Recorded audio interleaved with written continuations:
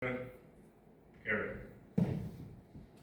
And next one is 27.2, independent organisational review. Somebody like to move that one? Councillor, second by Councillor O'Connell. Those in favour? Carried. Audit 27.3, audit and risk committee, independent member appointment. Somebody like to move that one? Councillor Clerk, second by Councillor Meyer.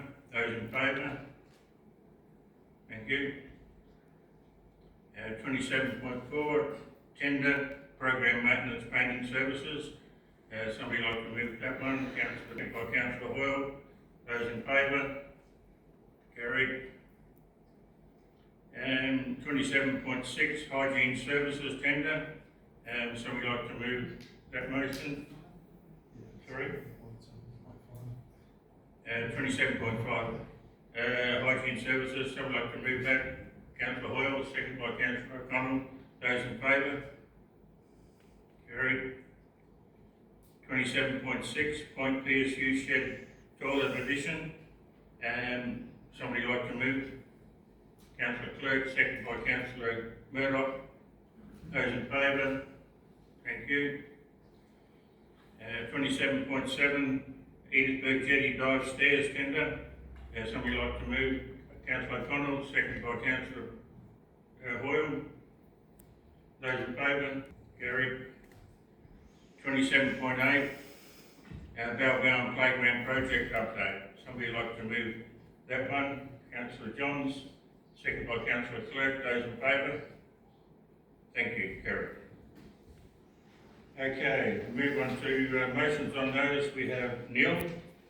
Questions on notice. We have Neil.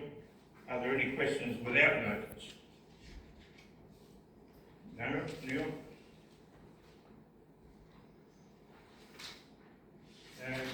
Petitions. We have Neil. We have the Mayor's monthly report, which is 12.1.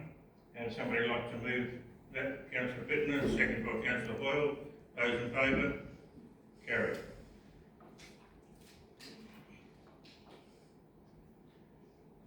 We go to Councillor's report. There's Neil. And we move to the information agenda, which is on page 9. Is there anything in the information agenda that anyone would like to pick out? Councillor Scott. Yes, thank you, Deputy Mayor.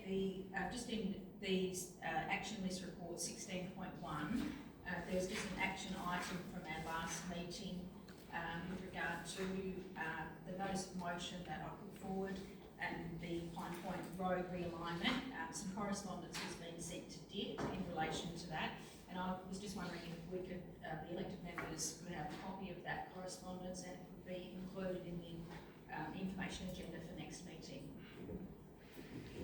We can make a note of that. Thank you. And there might be some other correspondence that has issued since then. If there is, appreciate an update on that. Okay. Thank you.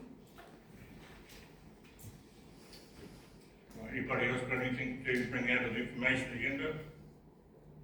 No? Somebody like to move that we accept that? Councillor O'Connell, second by Councillor Meyer. Those in favour? Councillor Bittner. Can we just do that? All those in favour? Carried. Sorry, Councillor Bittner. Visitors to meeting, Neil. Debate agenda.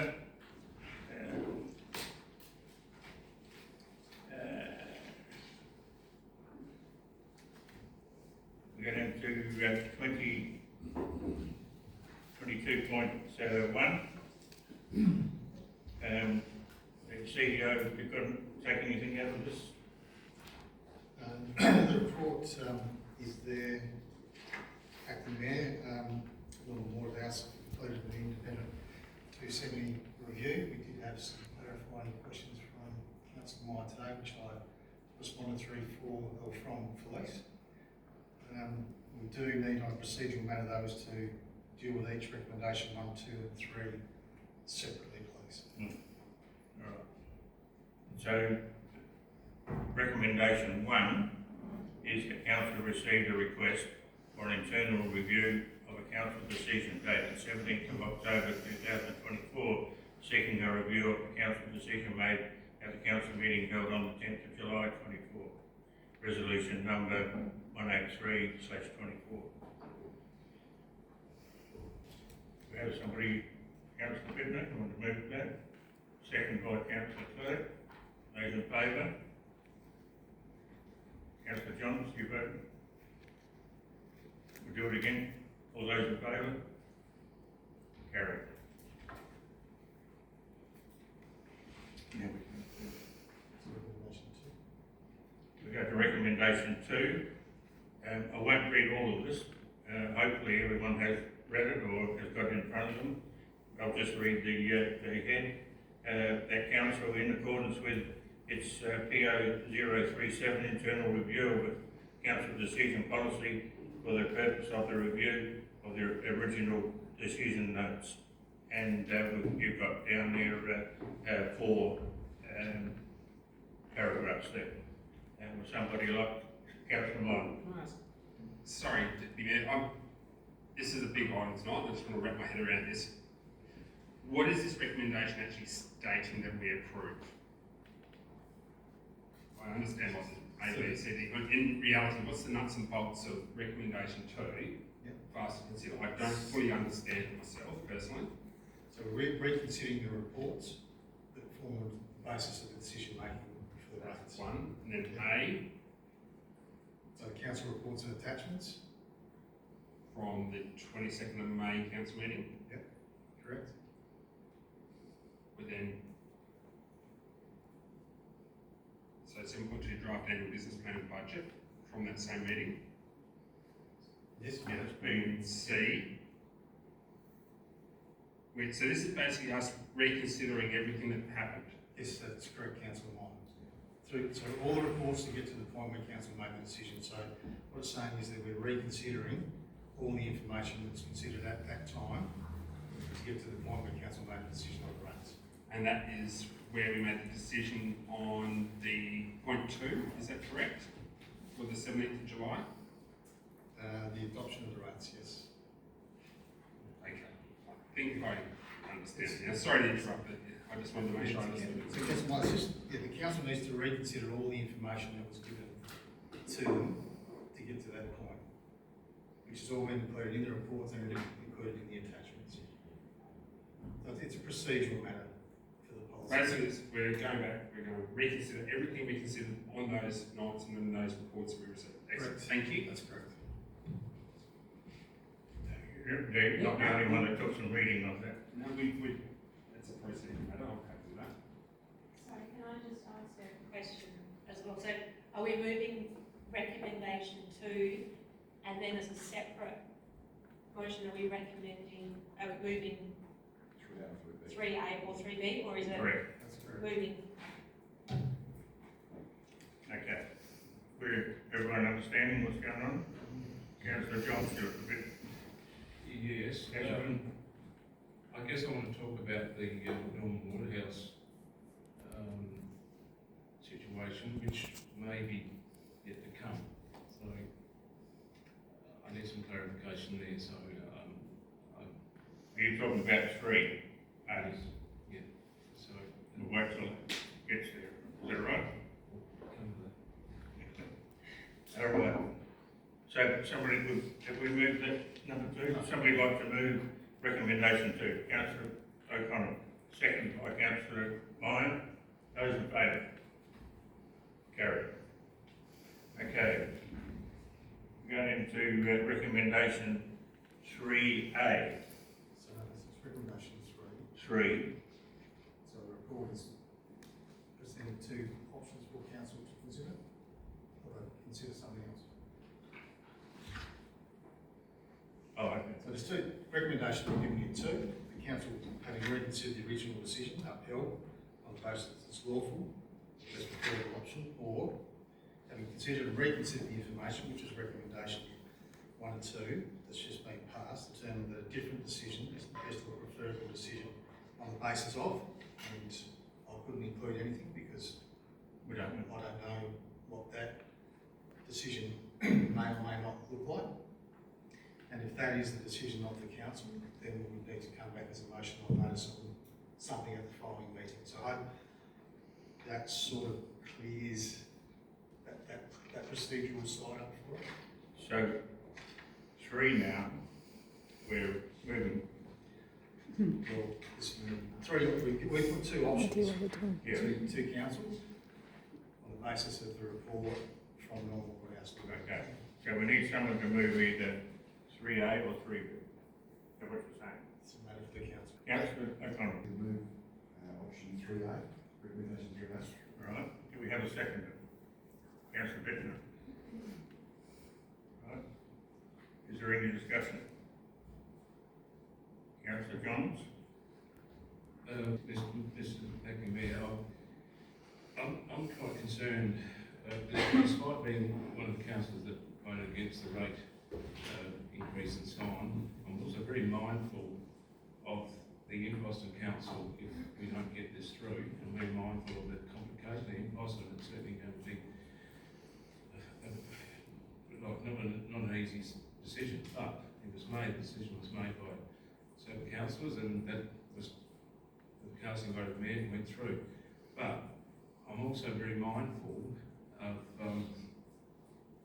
protocols and laws, and I think it's been pretty clear that because we've changed the rating structure, and including, especially for mining and the bulk handling and so on, extraction side of things, there was, from my understanding, in the council policy is a 42-day requirement for public consultation, which there's been nothing talked about that by Felice D'Estino from her perspective from Norman Waterhouse, from the lawyers' reports.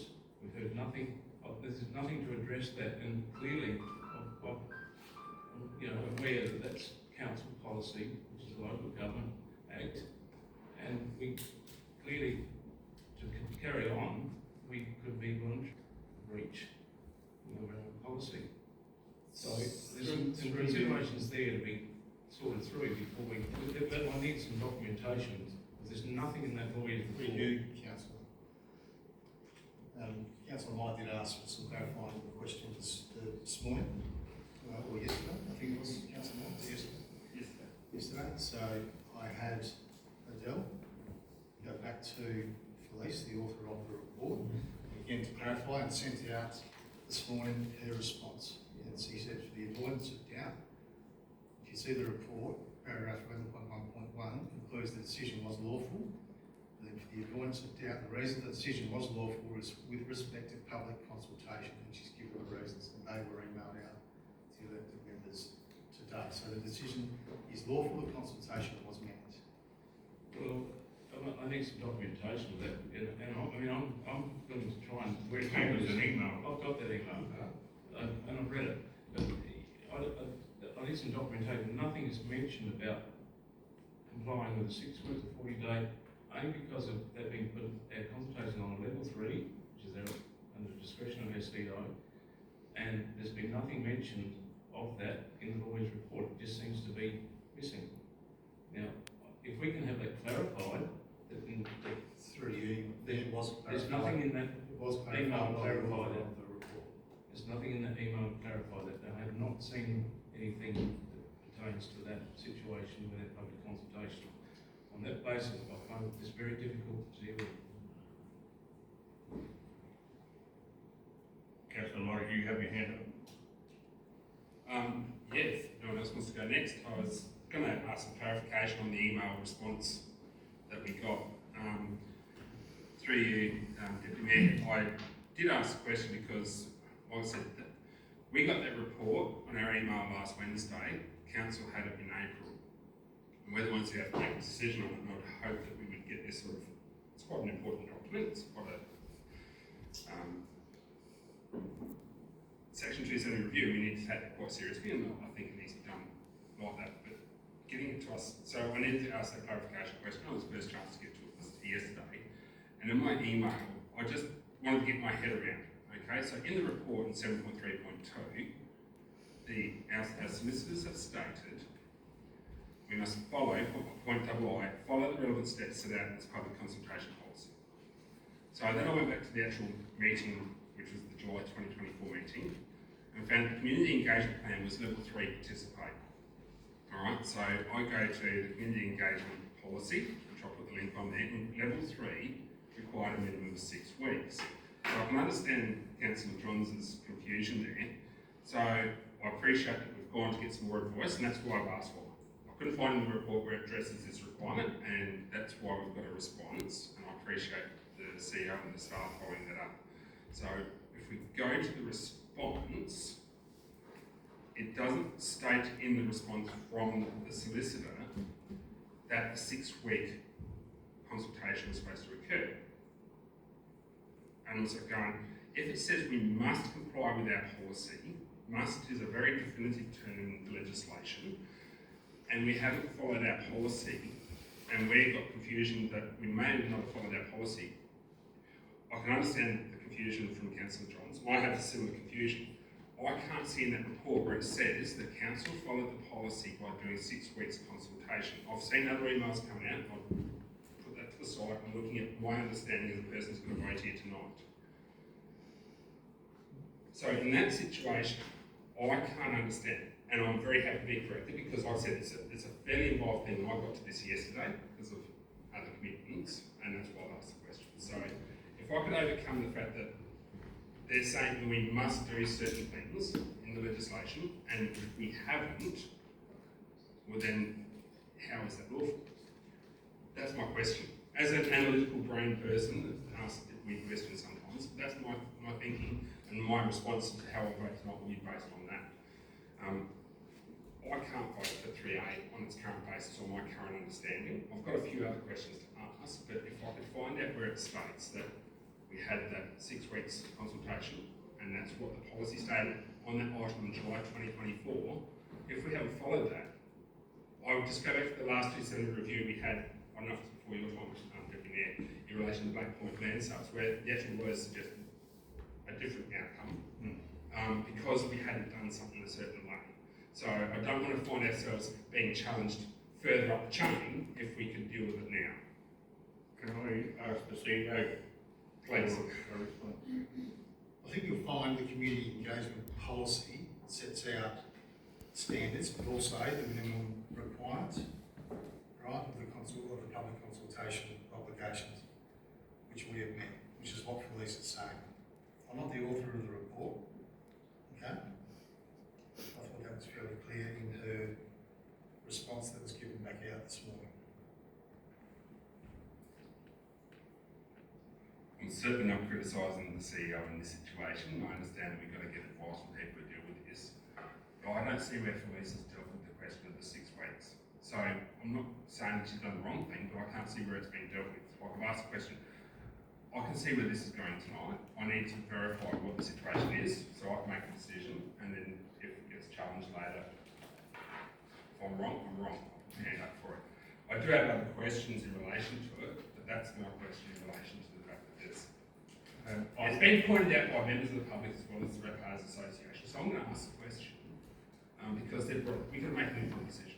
So You're entitled to ask a question. I'm not criticising the staff, and I'm not criticising the lawyers. I don't know if they've given an answer on the actual question that I was asking. Maybe I wasn't clear with what I was asking. That's why I try to copy things out of the policy and the legislation and say, can you give us the answer? And you've got some other questions? I can't personally answer that. I'm relying on the CEO's answer to you. No, I understand. No, thank you for that. Can I ask, what was the cost of the report? The invoice has just come in, $12,700, give or take, Council Mine. Thank you. And I've seen communications like in relation to possible conflicts of interest and that sort of thing in relation to this company doing this on our behalf. This is the same company that provided the training to the councils, isn't it, at the start of our term? Yep. So we've got a legal firm that did the training for us councillors, analysing a decision we've made in this chamber. I'm just wondering if that would be appropriate, or if we maybe should have considered a different firm to do that investigation on our behalf. Personally, you would hope that they weren't in a position to have a conflict. Through you, Acting Mayor, that, I think Felice did address that within the body of her report about the conflict of interest.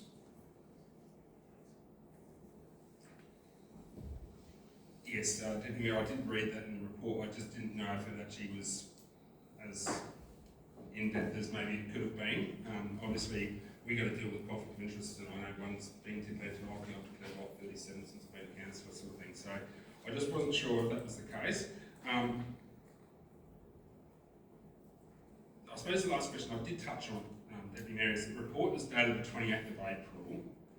Is there a reason why this didn't come to the main meeting, or that the members were made aware of this report at an earlier time? What?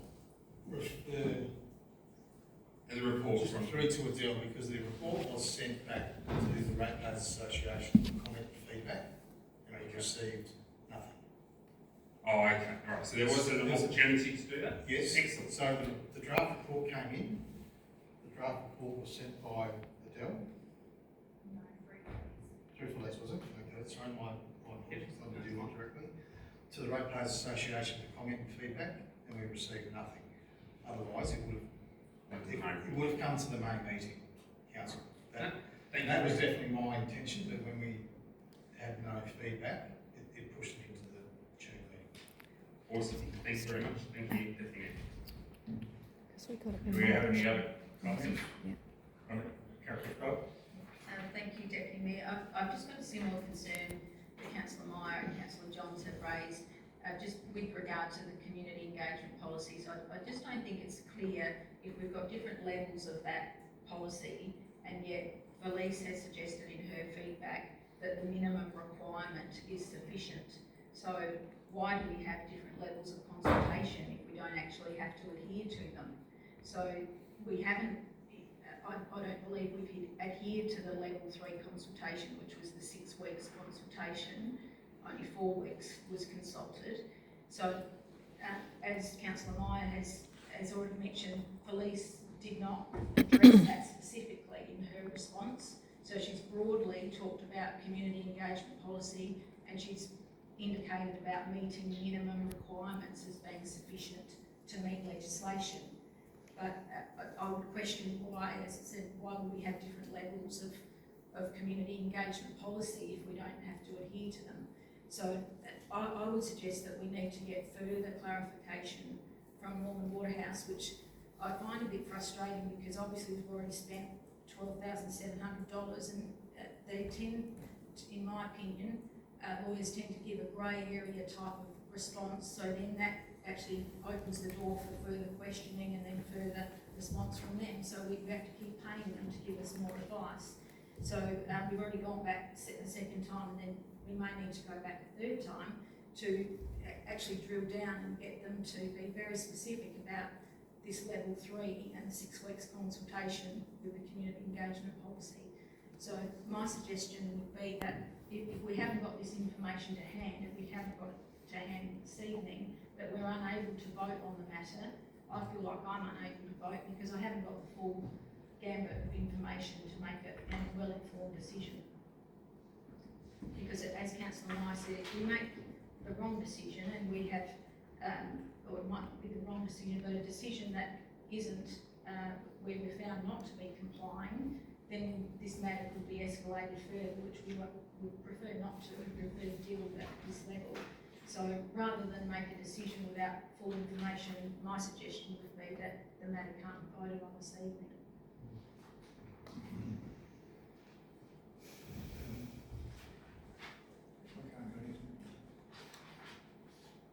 And right at this time, Can I move that it gets laid on the table until then it's brought back to us next month once a specific clarification has been made? But yeah, I guess at the end of the day we have to, if our legal advice is suggesting that we have met minimum requirements, we have to apply logic. Do we think that an extra 2 weeks of consultation would have changed the outcome? Would we have had more information come to hand? Would it have changed the vote? And if it is deemed that we have to go through this whole process again, what are the ramifications of that? What are the costs involved?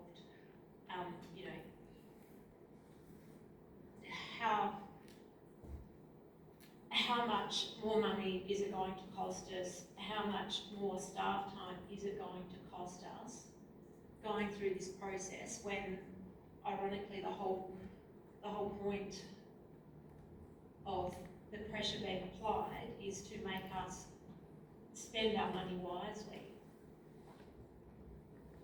Just sort of rambling from As I said, and the CEO can correct me, your question, Councillor Stokes, is about the policy. We've got 3 levels of policy, and the lawyers have said they complied with number 3. No, they haven't. They haven't actually. They said the lowest. They've referred to the community engagement policy and broadly stated that we have met minimum requirements to meet the legal standards, but they haven't actually addressed there's different levels of the community engagement policy, and we didn't in fact comply with a 6-week Community engagement consultation. policy has all written in it. That all, and we followed the lesser one. So what Felicia's saying is that legally, what we went through was fine. I can't, unless you want to invite Felice back to a meeting, drive her over and present. No, that wasn't my request to invite the lawyer to a meeting. It was simply to go back to the law firm to clarify specifically about the different levels of community engagement, and if we have different levels of community engagement, then have we got some obligation to comply with them? It would seem that her response says that we could have 6 levels of community engagement as long as we follow the minimum one, even though we say we'll do the 6th level, if that's okay. So if that is indeed the case, then it needs to be specifically clarified, but they haven't clarified that in their most recent correspondence. And on that basis, I still feel uncomfortable about supporting that recommendation because I don't believe we have the full advice. It's very broad at the moment, which is unfortunate that it's not specific to say, yes, this is the policy that 6 weeks, you followed, you did 4 weeks in 1 day, you didn't actually comply with that policy, but it is still within the law. So they haven't actually addressed that level 3. I understand. So on that basis, I don't feel that I can vote without having that information before us. So my preference would be to not vote on this matter this evening.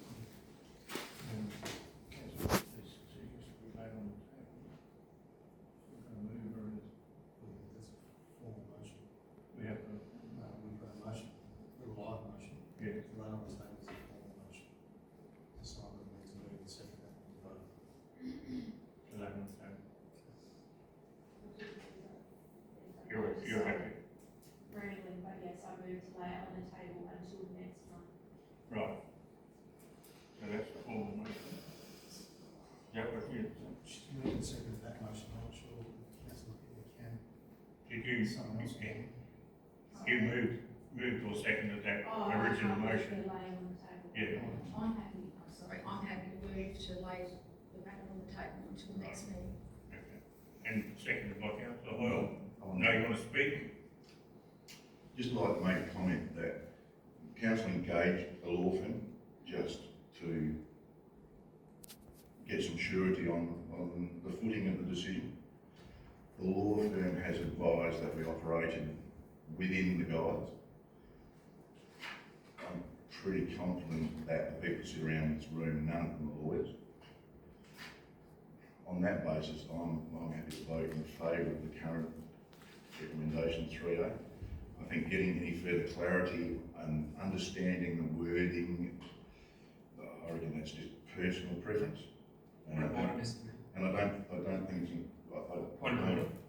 Yes, Councillor Moore. Thank you. Mr. Mayor, I think we've had a motion moved, and this is discussion in relation to another Well, I was motion. looking for a seconder. So I'll be happy to second that motion, Mr. Mayor. Okay, thank you. Name can speak. just for clarification, don't we have a live motion on the table currently for move and second on recommendation 3A? That's correct. Laying on the table is a formal motion that takes precedent. Well, we need to have a vote. Well, yes. Just the option to discuss this. So the option to discuss is still available in the first motion until we have a second on the second one, correct? This takes precedence. My The comments. debate on that original one stops, it ceases. It needs a debate. This one. Okay, same topic. My view doesn't change. No one around this table is a lawyer, and I was happy to move forward. So does anybody else want to speak about laying the matter on the table? Councillor Johns? Yes, thank you, Mr. Mayor. Look, I think clearly just common sense prevails here that we need to get more information. If the lawyers can provide information that confirms, clarifies the required consultation time, because we've changed to do with the bulk handling and extraction side of our rate calculations. I mean, it's in our policy. It's an under local government act. I mean, the thing we've got to remember, if we're breaching that act and going against the rules that are laid out, it can be perceived as a criminal offence that in a public office we've misled people we represent. So it's serious. So I'm more than happy to try and as practical as I possibly can to try and resolve this matter.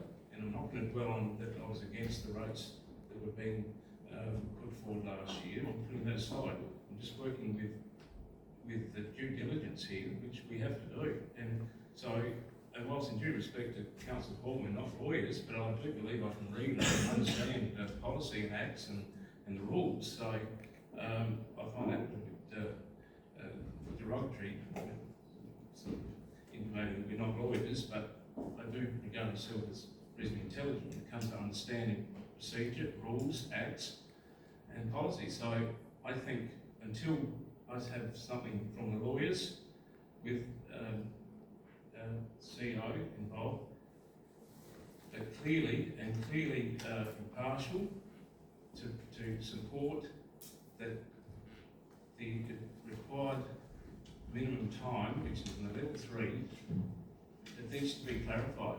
Because tonight I could not vote on this. Is there any other discussion about leaving it on the table? Councillor O'Connor. Yeah, only from the point of view that I would support Councillor Hoyle in his opinion. The question has been raised about the level of consultation period. It's gone to a legal opinion, and we've had the legal opinion which is lawful. Therefore, I feel comfortable in voting for that. So as far as laying on the table, I vote against laying on the table. We've got enough information to go on to get clarification. Clarification from the lawyers. I respect what people are saying about it's not, have not specificity, but we're relying on a legal opinion which we have. Councillor Scott.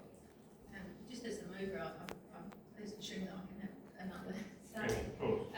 First of all, I'd like to confirm that I'm not a lawyer, and I guess we rely heavily on the advice that is provided by our law firms. And in my opinion, obviously the first report that we've been given wasn't sufficient in terms of its clarity. Hence, Councillor Meyer has asked further probing questions. The second response, in my opinion, and also Councillor Myers and Councillor John's opinion, is still insufficient. So the fact that they're a lawyer doesn't give rise to the fact that their opinion would be final. And as I've said previously, often their response, it can be quite grey and not black and white, which does give rise to further questions, and then of course it allows them to make a further response and then charges more money. But I don't believe that their response has been sufficient, and I think it is our responsibility ultimately to make the right decision. So we are the ones around this table that will be held accountable, not Norman Waterhouse. So we have to be responsible for taking the advice that's provided to us and all the information before us. So if we don't believe we have got full information that to be able to make a clear decision, that's our right. And I think that, as I've said before, I can't vote on this matter because the information hasn't been provided to us in full. So I appreciate Councillor O'Connell's point that we've been given legal advice. The legal advice, in my opinion, and others around the table, is it's not sufficient, and we need very specific advice if we're going to make the right decision here. Thank you. So we've got a mover and we've got a seconder to lay on the table. All right, I think everyone's had enough time to have their say. Can we have a vote? Those in favour of laying it on?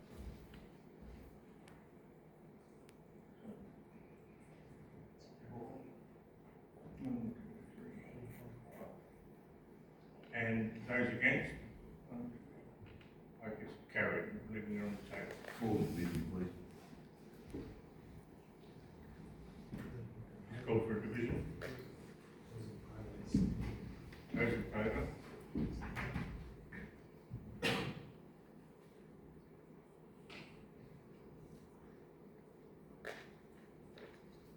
Thank you.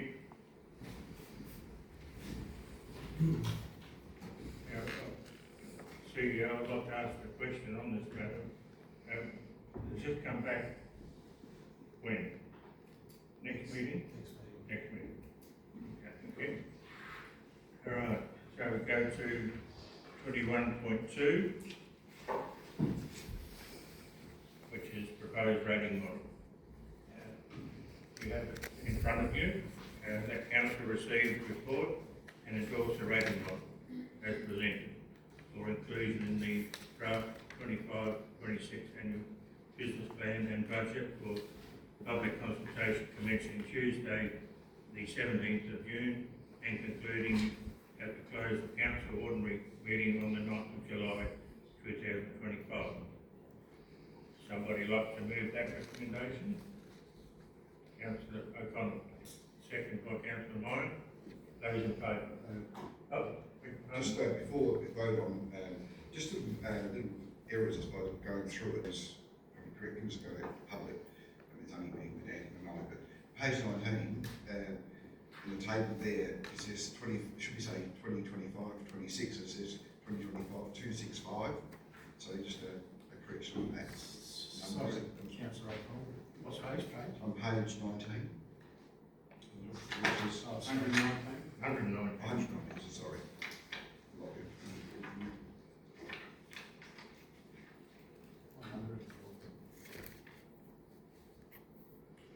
There's a table. Oh, that's, 175. Impact. 175 on the separate attachments. oh, okay, not in the, right, not in the report. You know that? Oh, your report. Thing, sorry. Sorry. There's 5 on the So just to clarify, I think that would be for the next, is that in the annual business plan? Yes, sorry. Yeah, sorry, that would be the next report. I'll have to pick that up, but yeah, there is a error in the heading on table. Yeah, and there was another one there, page, well, I had 29 here, but probably that's wrong too. They had 15,000, which obviously would have been 15,000 that we're supposed to be. And Daniel, I'm on page 37 here, the budget statement of comprehensive income includes expenditures. That's the normal heading for that, including expenditure. That's fine. And page 62, it's only again minor. The words continue are sort of stated between the C and the I. You know, it's only being named. Just the right word goes out and also be correct. No, I'll take a list of maybe those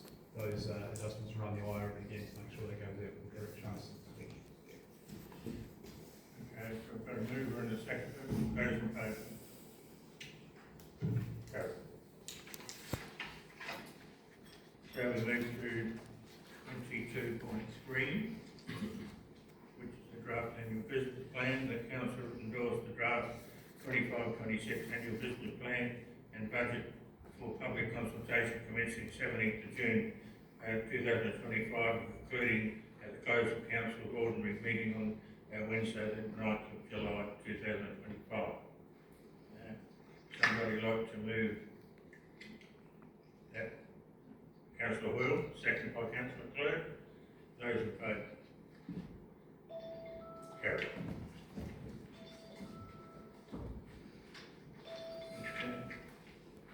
So we go into corporate and community services, 23.1. Oh, beg your pardon.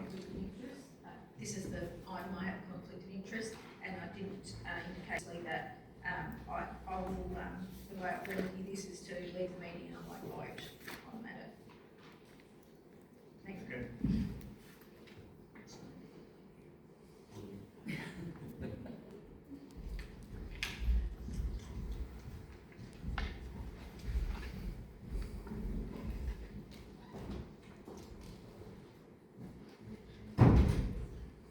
Okay. So, do we have somebody to remove that recommendation? Councillor Hoyle, we have a seconder. Councillor Clerk. Any discussion? Those in favour? Against? Got those? Okay. Those in carried. Thank you. Can I just ask a question, Mr. Mayor? I'm probably going to hand my resignation in as a member of the Audit and Risk Committee after that decision. Did you want that in writing, or is it okay just to do it verbally in the chamber? Prefer it in writing, would you? Preferred one. Okay. That's what I'll address it to you, Deputy. Thank you. Okay.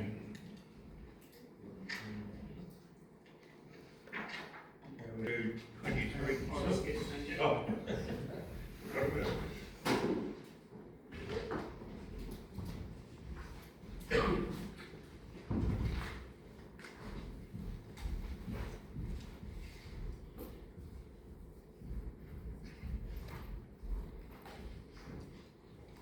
So we move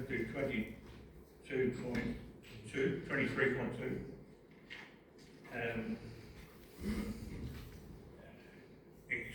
Request for extension community grant scheme 2024-25 Yorktown Golf Club and Yorktown Sporting Club.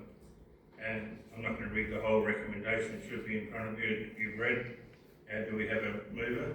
Councillor Clerk, second by Councillor Stott. Those in favour? Carried.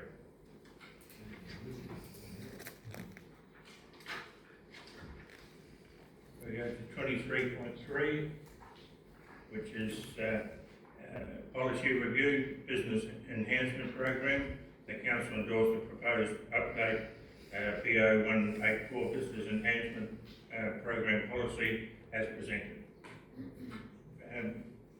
Director Thompson, would you like to speak to that matter? Through you, Deputy Mayor, I'm happy to. Look, this dates back to 2020 when it was first initiated, and I guess the objective being to actively engage with the local industry and businesses and to encourage and support economic development and employment opportunities. And it has steadily grown over that period of time to its present day. The program has recently been reshaped after an internal review process and observations on how the program can be further improved, and essentially the attached documents in the report are a result of that review. Thank you. Councillor Goodman. I just have a question through you first, because I have one concern about 4.6 within it, which is on page 149, because it was suggested to be looked at by the external auditors. I think that you give specific times for the grants. So it now suggests that business grants are open for application from July to September. And I appreciate that, how that suits local government and our budgets, and I'm just seeking your feedback on whether you think that would impact someone that wants to start a business in October and can't access the funding, you know, it's not necessarily being available as we intend it to be for businesses that need it when they need it, not having to wait, you know, 10 months to be able to apply for a grant. So do you generally get specific times of the year that people apply for grants? Does it happen ad hoc? And is there any real reason to change that from your perspective to a more restrictive program? Through you, Deputy Mayor, thanks for the question, Councillor Bittner. They are ad hoc with the submissions that we received, and most of them are as a direct result of engagement with our economic development team. There'll be instances where particular grants are available external to us, where there's opportunity for businesses to apply for those, and some of them are a direct result of our additional funding which can assist them in achieving that goal. I guess the opportunity here being that if we open it for a period of time, it allows businesses to prepare themselves adequately for an application process. And whilst that window is open, doesn't necessarily mean that they'll be reviewed during that period of time. They'll all be collated and reviewed and in a block. Can I ask a follow-up question then on the back of that? Do we exhaust the allocation each year? On most occasions, I'll say most occasions, in recent times, that's probably a better terminology. So the advantage of looking at them all together is that you can assess which ones have the most merit and allocate accordingly rather than based on how much money is left in the bank account. But the disadvantage is that it's restrictive for the businesses in that they only have set periods. They can't just do their due diligence, do their preparation and apply in April because that's when they're ready to use the money. Yeah, and to answer your question, Councillor Bittner, look, it is oversubscribed now, whereas we had, when it was initially established back in 2020, we had 2 grant submissions through to April 2022. We receive now regularly that we are receiving upwards of 11 per year, and most of those will be at the maximum grant amount of $5,000. So we don't have a budget of $55,000. So we need to means test them, and that's where the matrix comes in. So if we were to assess them when an application comes in, you could quickly see that if we have 4 submissions received at any one time, that's the budget exhausted. Councillor Bittner. One more follow-up question. Thank you for allowing me. In your opinion, you said it's oversubscribed. In your opinion, is the budget still $20,000 a year? Yes. Are we saying no to worthwhile co-investments? Should we be considering increasing the allocation? Because that hasn't been increased since it was introduced however many years ago. My opinion will be, and I'm not part of the review panel, it does come to C&T with recommendations, so it goes through a thorough vetting process. The applications and the quality of applications and the use of those resources is definitely improving. And so there will be, on occasion, where we can't accommodate a particular application because the funding has been exhausted. That is increasing, as I say, as businesses and industries are getting to understand that this program is available to them, and a clearer guideline of what is applicable and what is not. So the best use of council's money, I mean, ultimately if we had more money, we'd love to assist businesses and industry in creating greater opportunities for themselves. But we work with them however we can. We're in that interesting intersection too, where we are a council, we're not known as a business consultancy, but we do have internal capabilities and experiences within that. So in kind is typically how we help them if we're exhausted with funds. So can I ask a question correctly? Is it at the moment first in, best dressed, or is it, it's not, it's on like a tender process? Yeah, just for clarification, look, there were a number of years where it wasn't exhausted, and we wanted to assist with a couple of submissions that we received, and they were not like they were a ticky touch, but it certainly we could see some value in providing them those monies, and because it wasn't actively pursued as much as it is now, we were happy to work with them on that. Now we're becoming a little bit more particular about those applications that we're basically approving for that funding. So it's not a definite, not a best case. First come, first served. It's on a merits-based application review. And do we give feedback to those that are not successful? 100%. And do you see them, just, and not a label on the subject, but do we see those that missed out reapply? Do you see that? Yeah, they do. Yeah, they take on that feedback well. Yeah, excellent. So we've got to move in a second. Somebody like to move that recommendation for the business enhancement program? Councillor O'Connell, second by Councillor Hoyle. Those in favour? Carried.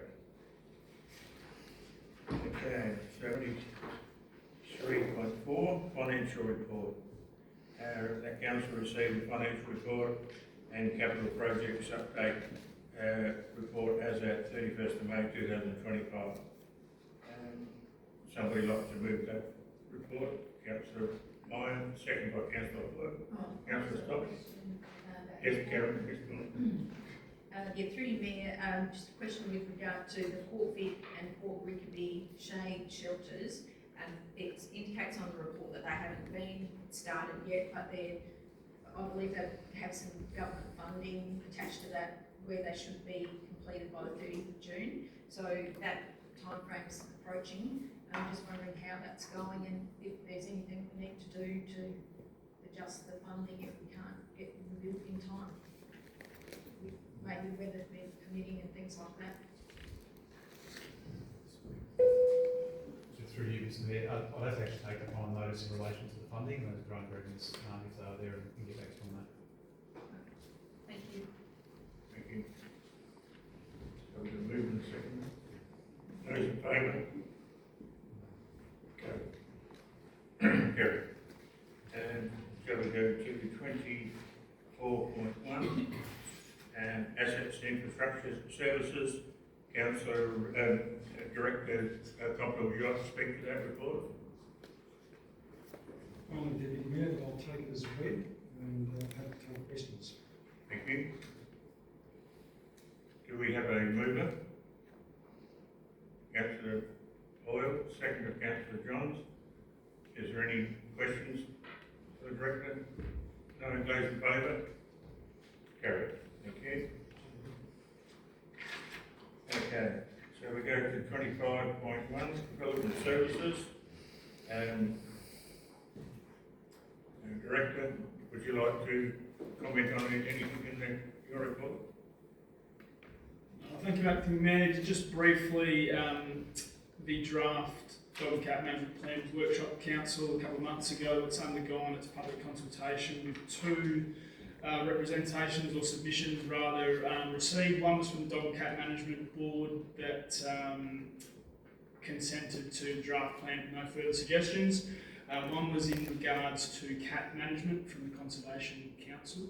The report does speak to the difficulties, I guess, of managing cats, and in particular the request for containing those to residential properties, and it's realistically more of a bylaw issue than the dog and cat management plan as such. But haven't taken any other questions, but other than that, yeah, I think the report covers it. Thank you. Thank you.